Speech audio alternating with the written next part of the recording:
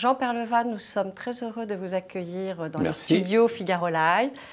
Polytechnicien, vous avez été conseiller économique de Pierre Mauroy à l'amorce de la rigueur en 1983 et vous avez été banquier où l'on vous connaît comme le redresseur du Crédit Lyonnais.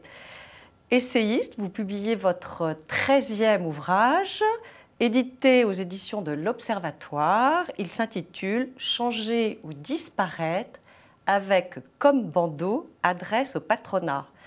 Un réquisitoire envers le patronat au moment où sa principale organisation, le MEDEF, s'apprête à élire un nouveau président. Qu'est-ce que vous lui reprochez à ce patronat ? De ne pas réfléchir sur les raisons profondes du blocage du dialogue social en France, dont on a encore des illustrations aujourd'hui. On en reparlera, oui, avec la SNCF et Air France. Mais ce n'est même pas de ne pas réfléchir, vous êtes encore plus dur, d'avoir participé. Oui, il n'est pas seul. Il n'est pas seul parce qu'en face, la plupart des syndicats, à l'exception de la CFDT, sont... Oui, sur lequel vous dites, mais je voilà. suis plus mesuré. Hein, mais il est un peu seul, dites-vous. Seul, absolument seul. Mais les autres syndicats participent allègrement à ce jeu de postures réciproques. Le pouvoir politique, quelle que soit la couleur droite-gauche, et se complaît dans le rôle qu'il joue de ce seul fait. Et tout cet ensemble français qui repose une fois de plus sur l'idée que le pouvoir ne se partage pas et que donc le dialogue social, c'est forcément un affrontement. Quelque part, c'est la connivence. C'est la connivence si on veut éviter la guerre, et si ce n'est pas la connivence, c'est de temps en temps l'explosion sociale et la guerre sociale. Donc tous les décideurs français, on en a parlé, on vient d'en parler, le patronat, les syndicalistes, les dirigeants politiques, ne regardent pas ce qui se passe juste à côté de nos frontières, dans toute l'Europe du Nord. Ce n'est pas seulement l'Allemagne. Hein. Ça fait quand même des années qu'on dit que l'économie française souffre d'un manque de compétitivité. Et je ne suis pas le dernier, et je ne suis pas le dernier à le dire. Voilà. Et donc j'ai fini par me demander, mais d'où ça vient? Quelle est la raison profonde? Alors quand vous regardez tous les pays d'Europe du Nord, Allemagne, Pays-Bas, les 4 pays scandinaves, hein, Suède, Norvège, Danemark, vous les citez comme Finlande. Modèle. Comment? Vous les citez comme modèle. Mais c'est pas... Avec ce partage de la gestion. On y viendra. On y viendra. D'abord, qu'est-ce qu'ils ont en commun? Ils ont tous une performance économique, macroéconomique supérieure à la nôtre, année après année. Un niveau de vie supérieur au nôtre. Une balance commerciale excédentaire, une situation budgétaire parfaitement saine, un taux de chômage quasiment nul, enfin au minimum, et cerise sur le gâteau, un taux d'inégalité qui est inférieur ou égal au nôtre. Est-ce qu'il s'agit juste d'un hasard, d'une coïncidence, juste un effet de latitude? Je ne crois pas. La raison pour moi profonde de cette supériorité en termes de performance, c'est que eux, ils sont dans un dialogue social qui n'est pas conflictuel, qui est au contraire coopératif. Alors, est-ce que, on va y revenir à vos propositions, est-ce que les grèves actuelles de la SNCF et d'Air France sont révélatrices de cette impasse dans laquelle ces partenaires sociaux, l'État, se sont arrangés, enfin se sont mis, pardon. Bien sûr. Je pense que... On voit bien d'ailleurs à quel point le comportement de l'État lui-même en tant que patron ressemble au comportement à nouveau de détention unique du pouvoir et à son caractère très verticalisé. Air France est d'ailleurs une ancienne entreprise publique, il n'y a pas tellement longtemps, et les grévistes d'Air France font régulièrement appel à l'arbitrage de l'État pour sortir du blocage actuel. Mais ce qui me paraît absolument significatif dans le cas de la SNCF, c'est que ce type de réforme profonde de l'ensemble d'une structure humaine, la réforme est nécessaire, il n'y a aucun doute là-dessus, mais ce type de réforme, normalement, c'est au management d'en discuter avec les salariés, les représentants des salariés, et de passer le temps qu'il faut pour essayer de trouver un accord, des chemins, des voies. Certes, mais quand vous avez un endettement de 50 milliards, on est bien obligé de faire appel dans ces cas-là à l'État. Qui c'est qui l'a laissé se creuser l'endettement de 50 milliards? L'État, bien sûr. Pourquoi la facture n'a pas été payée année après année? Bien sûr. L'État, parce que l'État lui-même adore s'endetter. Mais aujourd'hui, tout se tourne vers l'État. Oui, mais c'est pas l'État. C'est pas l'État qui aurait dû dire voilà ce que je veux. Oui. C'est l'entreprise. Ça vient toujours du haut. Ça vient toujours du haut. Ça vient toujours du haut. Et donc le salarié de base de la SNCF pense une fois de plus qu'il est manipulé, dirigé, exploité, etc. Et donc il écoute avec attention les forces syndicales qui lui proposent un conflit. Alors, on a tous en tête l'interview d'Emmanuel Macron sur BFM TV et les questions posées par Jean-Jacques Bourdin, qui montrait quand même une vision un petit peu caricaturale de l'économie, toujours plus pour les riches, l'évasion fiscale de la part des chefs d'entreprise, les licenciements boursiers. Est-ce que vous pensez que les Français ont suffisamment de culture économique pour pouvoir faire la part des choses? Je pense que Emmanuel Macron s'est mis lui-même dans une situation difficile. La sous-performance française, c'est la sous-performance française dont on vient de dire un mot, qui explique que les capacités de distribution de pouvoir d'achat sont faibles. C'est ça le cœur de la question. Ce qu'aurait dû expliquer un nouveau président de la République qui veut transformer le pays, c'est que la rémunération est liée à la performance de manière globale.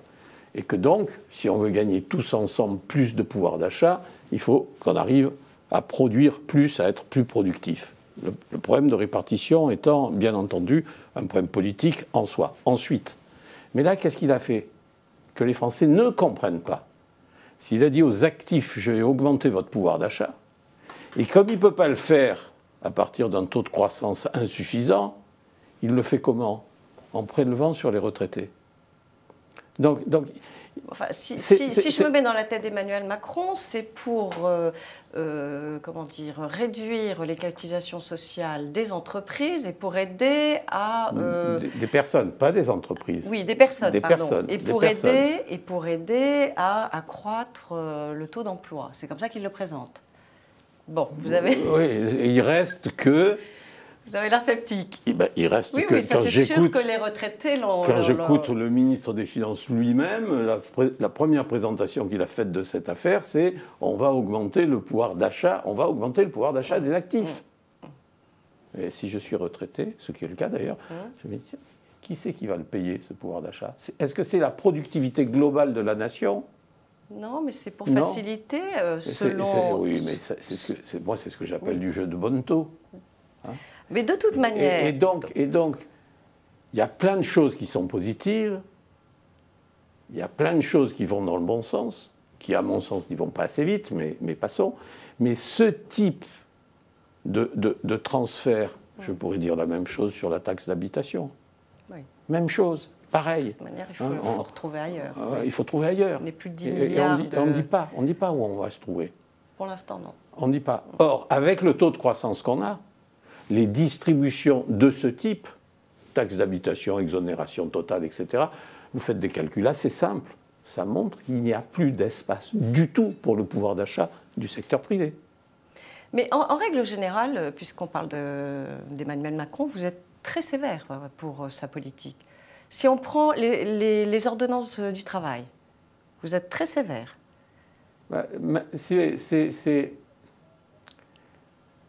Je pense, que dans l'ordre politique, il incarne ce qui, de mon point de vue, est un défaut français, on vient d'en parler, c'est-à-dire la verticalité absolue du pouvoir. Et vous dites que c'est dans un travail, justement, accentue cette verticalité. Alors expliquez-nous pourquoi. Cette verticalité, elle s'applique aussi au dialogue social, c'est-à-dire... Qu'est-ce que c'était que la hiérarchie des normes? L'État qui décide au sommet, ensuite le dialogue interprofessionnel, ensuite les branches, ensuite les entreprises, qui sont les dernières de la classe, si je puis dire. À un certain moment, on a cru entendre qu'on allait redonner énormément de pouvoir aux entreprises. on sort. En fait, les ordonnances de travail se sont faites à l'Élysée et vous dites, c'est ça. Hein, et on renforçait les branches. Il n'a fait que consolider. Et on renforçait les branches. Ce dont d'ailleurs M. Jean-Claude Mailly s'est félicité. Voilà. Donc quelles sont les vraies libertés qu'on a retrouvées au niveau des entreprises? Elles sont très faibles au niveau des entreprises, disons, de plus de 50 personnes. Et le paradoxe sur lequel vous comprendrez que moi j'ai une interrogation, c'est que la seule liberté redonnée aux TPE, aux petites entreprises, c'est celle de pouvoir signer des accords sans participation syndicale. Et donc, je trouve ça ambigu. Peut-être que c'est très bien. Donc, c'est bien pour les petites entreprises. Oui, sauf que si c'est une consolidation du pouvoir vertical du patron sur son entreprise... Ah oui, vous mettez dans le même ordre d'idée. Bien entendu. Bien entendu. Autrement dit, où est l'exercice collectif du pouvoir dans tout ça? Et alors, pour continuer sur Emmanuel Macron, de même, vous êtes assez dur sur sa réforme fiscale. Enfin, il a comment dire, réduit la fiscalité sur le capital, mais dites-vous, il a par ailleurs supprimé une niche sur les dividendes. Donc, l'un dans l'autre. Je vais le dire, Marie-Laetitia, si vous permettez, je vais le dire de manière plus synthétique et plus simple. Oui, certainement. On nous présente la réforme de l'ISF comme la suppression de l'ISF sur les revenus du capital. Oui. Sauf que il n'y a pas de distinction. Pourtant, Emmanuel Macron, il connaît la distinction entre la dette et les fonds propres. Hein. Professionnellement, il a appris. Il a été banquier, oui. Il a été banquier d'affaires, donc il sait. Il n'y a aucune distinction dans toutes ces réformes entre la dette et les fonds propres. Et donc, si je suis un très gros rentier avec un énorme portefeuille d'obligations d'État... Le prêteur s'en sort mieux que l'actionnaire. Et il a aggravé ce défaut en supprimant, vous avez raison, la petite niche qu'il y avait autrefois sur les dividendes. Merci de cette précision. Donc, il a favorisé le prêteur aux dépens de l'actionnaire. Ouais. Et ça, je trouve que c'est une faute technique. Très bien. Alors maintenant, venons-en à vos propositions pour améliorer ce système entre les partenaires sociaux, l'État, les chefs d'entreprise. Qu'est-ce que vous préconisez donc? C'est inspiré de ce qui se passe dans toute l'Europe du Nord dont j'ai parlé. Il y a trois niveaux d'intervention possibles. Il y a le pouvoir, il y a le contrôle, et il y a l'argent, la distribution d'argent. En France, quand on parle de répartition, de progrès, de progressisme, on pense à l'argent. D'où l'existence des mécanismes chez nous d'intéressement, de participation, qui existent, auxquels personne ne comprend rien, personne. Et vous dites qu'ils sont très limités en fait. Et qui sont en fait très limités, parce qu'ils sont pour la plupart d'entre eux obligatoires et sur des entreprises d'une taille relativement importante. Ça représente des sommes non négligeables, mais le champ d'application est limité et surtout, les salariés ne comprennent pas de quoi on parle. Donc vous voulez une meilleure répartition de la richesse entre les salariés? J'observe d'abord que dans les pays du Nord, dont je parlais tout à l'heure, la question ne se pose pas. Ce n'est pas l'argent qui est en cause. Donc comme nous, on est habitué à l'argent, je dis, puisqu'on distribue de l'argent, autant qu'on le distribue de manière compréhensible.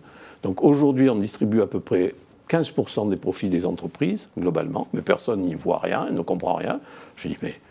Disons tout simplement que les salariés ont droit à 15% du capital, ou 20% ou 25% du capital. Vous allez jusqu'à 25% du capital. Je vais jusqu'à 25%. Comme ça sera clair, ça sera compréhensible.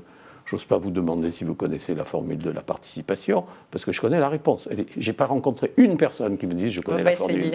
Pas une.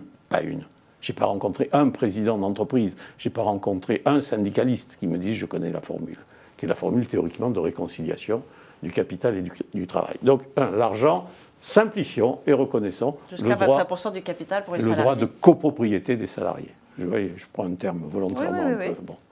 Deuxièmement, le ressort profond qu'il y a dans les entreprises du Nord, c'est la codécision. C'est-à-dire que là où on a en France des comités d'entreprise qui sont purement consultatifs et qui n'ont aucun pouvoir de décision d'aucune sorte, dans toute l'Europe du Nord, J'ai l'expérience professionnelle, hein. J'ai participé, je participe encore à des conseils, etc. Le management, la direction générale, ne peut pas prendre une décision significative, quelle qu'elle soit, sans l'accord explicite des représentants des salariés. Ça serait vraiment un grand changement de mentalité pour la France. C'est fondamental.